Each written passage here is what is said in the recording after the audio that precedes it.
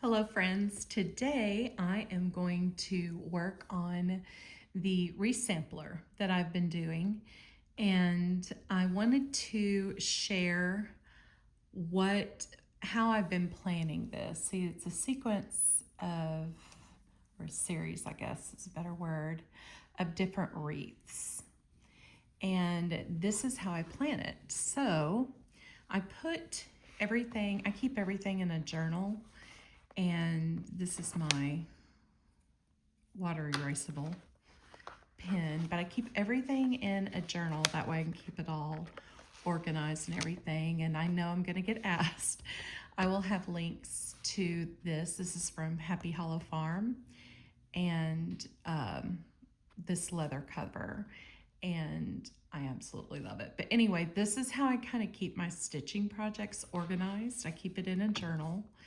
And I keep my scissors over here, although this is a pen holder, but I believe they put the loop pen holder here for those of you who are journal people as well. So, but I use mine for multiple things. So anyway, and I do some journaling too. But this is what I decided to use this particular journal for, is not only to put down my thoughts, I guess I can move that out of the way, not only to jot down my particular thoughts and everything, but also to plan my wreaths. So I finished the Highland Cow and it turned out so cute. But this is my wreath sampler. So far I just really quickly drew the plan, and then this is the plan for the top half of my sampler. So this is the bottom half of my sampler that I've already done. See, like cotton. This right here is the berries, if you can see it. Berries, fall berries, baby's breath, so you get it. So this is gonna be my top half. And I haven't figured out these three what I want to do yet, but this is where, as I get ideas, I will put them here. So I get my threads together and the colors that I want to use, like this wreath will be holly, this one will be snowflakes, this one will be a cardinal bird, this one will be bare branches with snow, and I'm going to be doing some couching with this twine, and some stitched and painted sugar plums. So this is getting closer to Christmas, so I want to do some painting on a wreath too. I think that'd be cool with stitch work. Snowy owl, and then I don't know what I'm going to do with these three yet. This is the thread I'm going to use. It was just sitting in here because I'm not sure how much I'm going to need. And I don't even know how much I'm going to need for all of these projects. I just put some thread down to give me that idea. So this may be something you want to steal, this idea. If you want to, for future projects, you can screenshot it. And then that way it kind of gives you an idea of what you want to do. But this keeps your notes organized, and I highly suggest that. I mean, you could put it in your phone, but you don't have this visual. I'm a visual person, and these samples and stuff like that. So that's what I'm using this for. Absolutely love it. And again, I will link this in the description below where you can find this leather cover. And they have so many. They have some with snap closures, some with zipper enclosures and stuff like that. So they're beautiful, and lots of different leather covers, best quality that I have ever known. So anyway, let's get to stitching this, and I'm gonna pause this real quick and get you situated so you can see this better. Okay, I got you a little angled, kind of quirky, but the light's really good at this angle for you guys. So, and I know you can see this. So this is just a water erasable pen, and I'm just gonna kind of judge where I want this. It doesn't have to be a perfect circle. I'm just kind of sketching a basic line of where I want my stitches. And you can take those water pens and that they use for watercolor.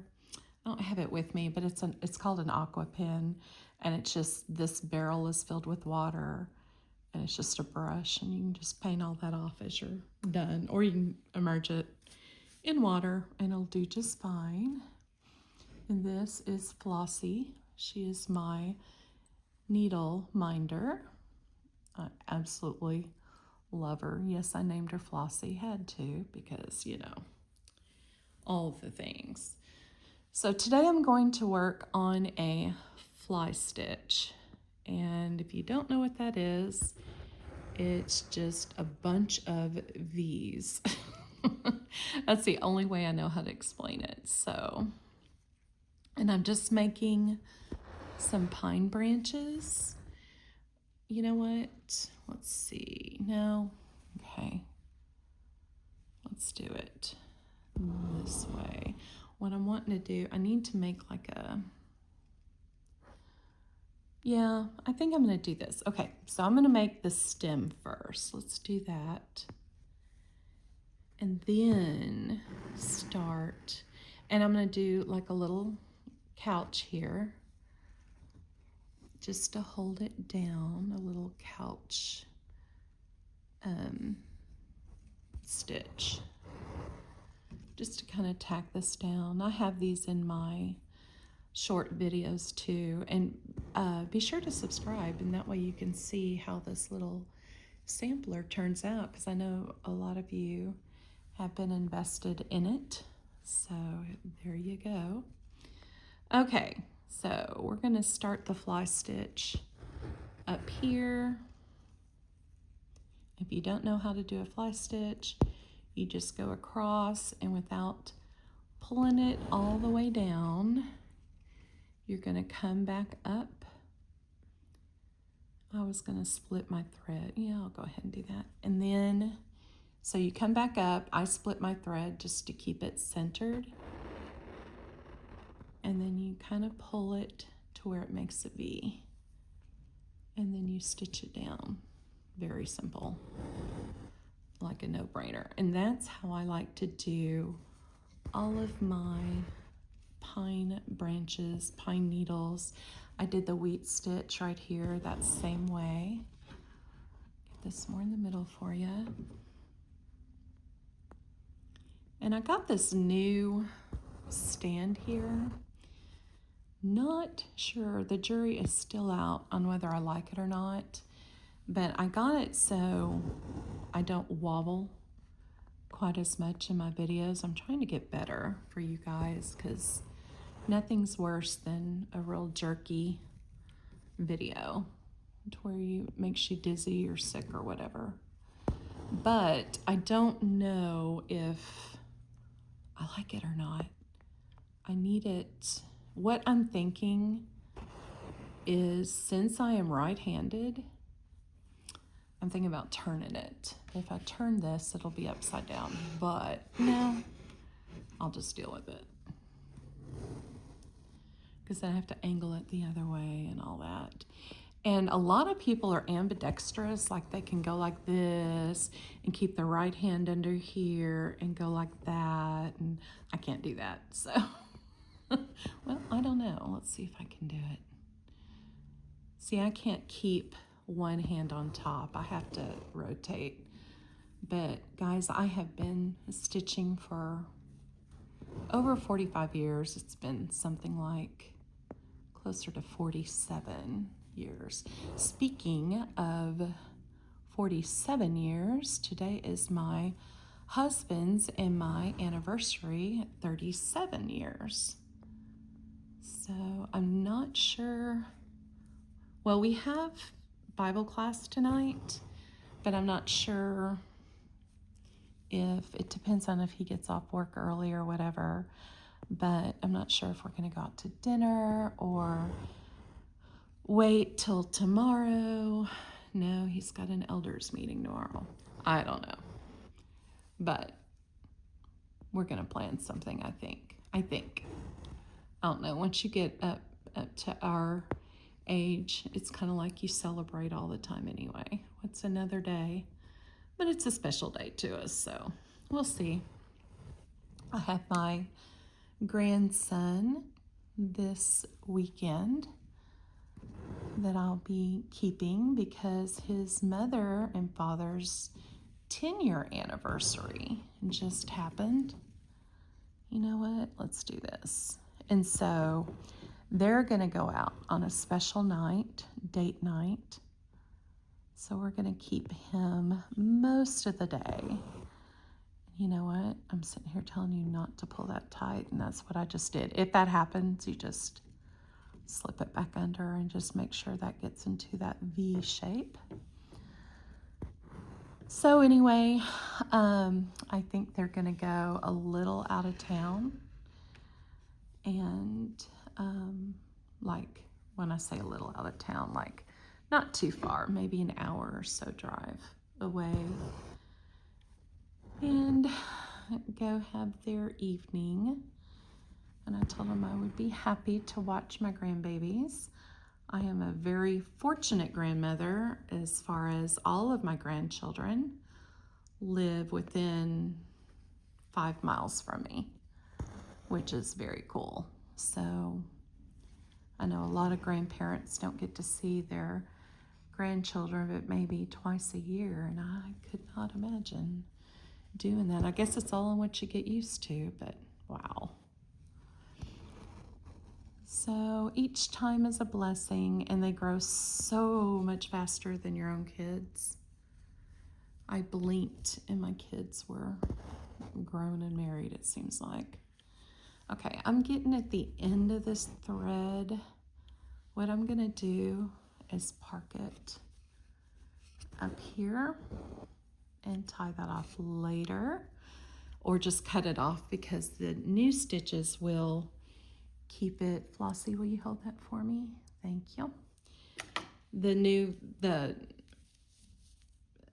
existing threads, the new coming threads, I guess, words are always so hard on video, we'll be holding those down, or holding that down, holding that original one down. So we'll just tack that down.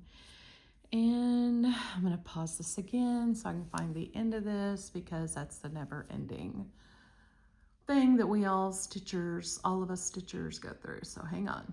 Okay, I got it. And normally I organize all of my thread on a little card. You know, they give you that little plastic, they don't give you, but you have to buy them, those little plastic card organizers. But I didn't do it with this because it's kind of new thread that I opened. Well, this is a Coats and Clark thread, and I'm not real crazy about Coats and Clark, but I do like this deeper green color, and a whole bunch of this was gifted to me, so I decided to use that up on this sampler. And I have some wax that I could have passed it through. This beeswax, you just put it through there and pass it through one of those. And that helps coat it, makes it easier to slide, keeps it from knotting up as easy. But I didn't do that because I wanted to get started on this wreath. So anyway, if you'd like for me to show you a video on different ways I organize my thread, leave a comment below, let me know some way, and I will do that. I was thinking about doing like a little short on that, but I think there's so many different things that I could show you that I do, little tips and tricks that I've learned over the years, that it may have to be a video because I don't want to speed through some of it to show y'all. And also,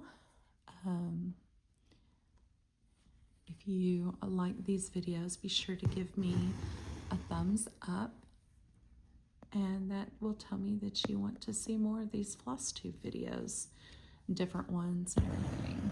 So that would be great, because I do look at those and see, well, it doesn't show me who liked it, but it shows me that you guys are interacting with me and want to see more.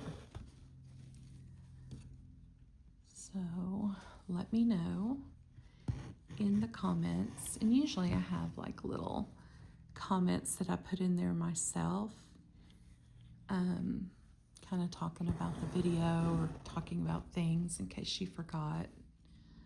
So, or journal it as you watch this video. Oh, I know what I wanted y'all to do is comment below and let me know if you have a video. If you do videos, Flosstube videos, let me know and tell me your channel name in the comments so I can take a look, because I love to stitch with other people. While I'm stitching, I like to watch videos of other stitchers. It helps inspire me and all that. So anyway, and I have this lovely knot that we all get. But yeah, and let me know also in the comments, even if you don't have a video or a YouTube channel that you do videos on, let me know what you're working on, because maybe that will inspire me and give me ideas to try as well, because you know, we all do these things for each other. And maybe you can inspire others here who are watching this video to go ahead and make something.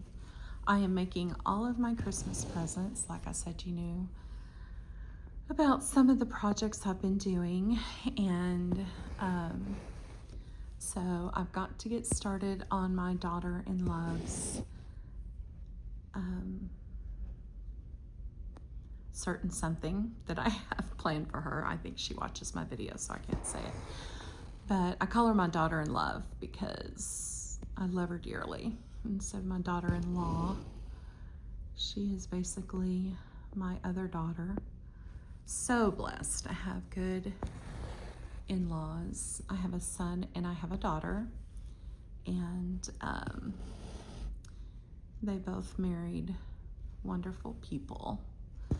My son-in-law is a firefighter, and he's going to school to get his paramedic license, whatever you call it. And my daughter, his wife, has the son. That's the one that's having the anniversary that they're going out, and they just have the one son, and he is 5 and a joy. And then my son has 3 children. They will also have been married for 10 years coming this December. And so yes, can you imagine that one year, what was it, 2015? I had a full wedding to pay for. So I had my daughter's side and I had my son's side. So my daughter got married in October and my son got married in December. So I was an empty nester really, really fast. They both went to college and stayed home while they went to college. So it saved a lot of fees and all that other stuff. And then they didn't move out till they got married. So anyway, my son has 3. So he's got a 6-year-old boy, a 3-year-old little girl who is about to turn 4, and an 18-month-old boy.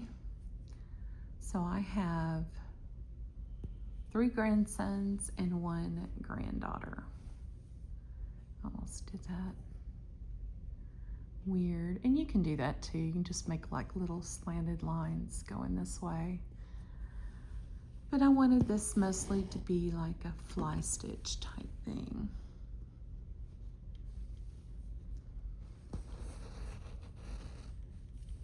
And then when this is done, I'll finish this up real quick and then show you the next project on this. Okay.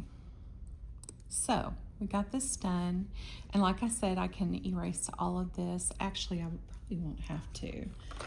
So I have some fabric glue, and this is just Gleam Glee brand, but I think Eileen's makes it and stuff like that. So what I'm going to do is I'm going to add snow with fabric glue, and I'll show you how to do that. Oh, this is interesting. Okay, so I'm just kind of doing like a little dab here. A little dab. And get that all. And this is great because it's clear. And then what I'm gonna do is take a cotton ball and pull pieces off of it and just kind of gently lay that down because I want it to look, I don't really want to cover it, but I want to make it look like snow had just fallen on it. And then after this dries, I'll probably pull pieces of it off. So you don't need very much. So I'm gonna get this stuck all over my fingers because I'm not using tweezers, which isn't very wise. So I'm wanting to do it just kind of on the upper branches, kind of up here because of the snow, how it falls. And so this is just another 3D way of adding to your embroidery projects. Obviously, this will not be machine washable. So I will have to take my aqua pen because I can't submerge it in water. I'll have to take my aqua pen and get those lines off that I did, although it's trying to disappear because the glue is wet. But anyway, so now you kind of see, and like I said, you want to pull part of it off so you can see the green. And actually, I should have made the needles, the pine needles a little wider so this could rest on there, but you get the idea. And it's still, you can kind of still tell.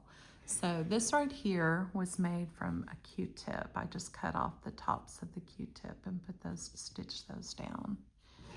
And this is with the cotton ball. You can also use batting or whatever, just whatever you have. So I'm gonna let that dry and it's done. So be sure and follow me, subscribe, share. I appreciate your shares, and I will see y'all next week. Thanks for watching.